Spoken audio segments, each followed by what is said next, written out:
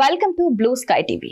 మెదక్ జిల్లా నర్సాపూర్ పట్టణంలో అయోధ్యలో శ్రీరాముని ప్రతిష్టలో భాగంగా ఉదయం నుండి శివాలయం, రామాలయం, ప్రసన్నాంజనేయ స్వామి దేవాలయం, నల్లపోచమ్మ దేవాలయంలో ప్రత్యేక పూజలు, శ్రీరామ జయ రామ జయ జయ రామ మంత్రం మరియు హిందూ వాహిని ఆర్య వైశ్య సంఘం మార్వడి నర్సాపూర్ యువకులు ఆధ్వర్యంలో బైక్ ర్యాలీ నిర్వహించారు. శ్రీరామ్ జైరామ్ అనే నినాదంతో విజయోత్సవ ర్యాలీ నిర్వహించారు. ఈ ర్యాలీలో ముఖ్య అతిథిగా శాసనసభ్యులు వాకిటి సునీత లక్ష్మారెడ్డి పాల్గొనడం జరిగింది.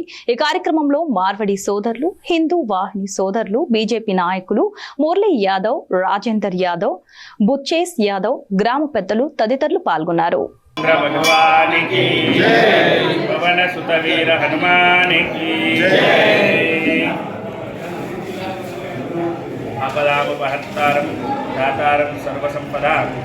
లోకాభిరామం శ్రీరామం భూయో భూయో నమామి.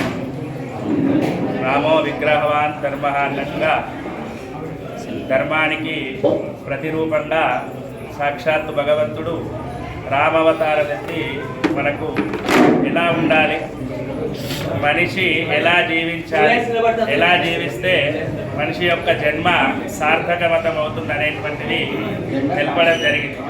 కాబట్టి ఆ రామావతారంలో రాముడు ప్రయాణిస్తున్నటువంటి గమనాన్ని మనము రామాయణంగా చెప్పుకుంటాం.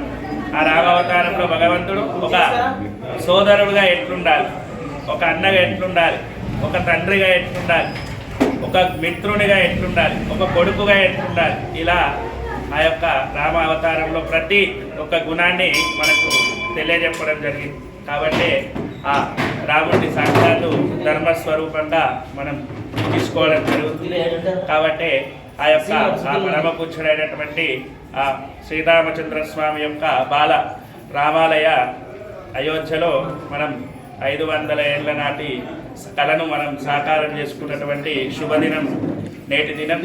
ఈరోజు ఆ యొక్క రామ ప్రతిష్ఠా కార్యక్రమాన్ని పురస్కరించుకొని స్థానిక ఆర్య వైశ్య సంఘం వారి యొక్క మరియు ఇక్కడి ఆంజనేయ స్వామి దేవాలయ భక్త సంఘం యొక్క ఆధ్వర్యంలో మనం నేడు ఉదయం ఆంజనేయ స్వామి వారికి అభిషేకము, చందన పూజ కార్యక్రమం, ఆ తర్వాత సీతారామచంద్ర స్వామి వారికి కూడా ప్రత్యేక అభిషేకము, అలంకరణ కార్యక్రమాన్ని మనం పూర్తి చేసుకోవడం జరిగింది.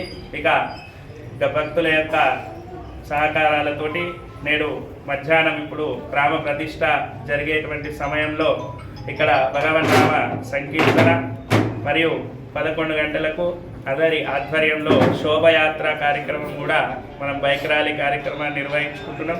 అనంతరం 12 నుంచి 1 గంట వరకు భగవన్నామ సంకీర్తన, ఆ తర్వాత 1 గంటకు మనకు అయోధ్య నుంచి పంపించినటువంటి అక్షతలు అందరికీ కూడా ఆశీర్వచనంగా అందరి శిరస్సు పైన వేసి తీర్థప్రసాదం, ఆ తర్వాత అన్నప్రసాదం కార్యక్రమం, వితరణ కార్యక్రమం, అన్నదాన కార్యక్రమం ఉంటుంది. కాబట్టి భక్తాదులందరూ కూడా ఈ యొక్క కార్యక్రమంలో పాల్గొని ఆ సీతారామచంద్ర స్వామి వారి యొక్క పరిపూర్ణమైన కృపా కటాక్షాలకు పాత్రులు కాగలరని మనస్ఫూర్తిగా స్వామివారిని ప్రార్థన చేసుకుంటూ రాజా రామచంద్ర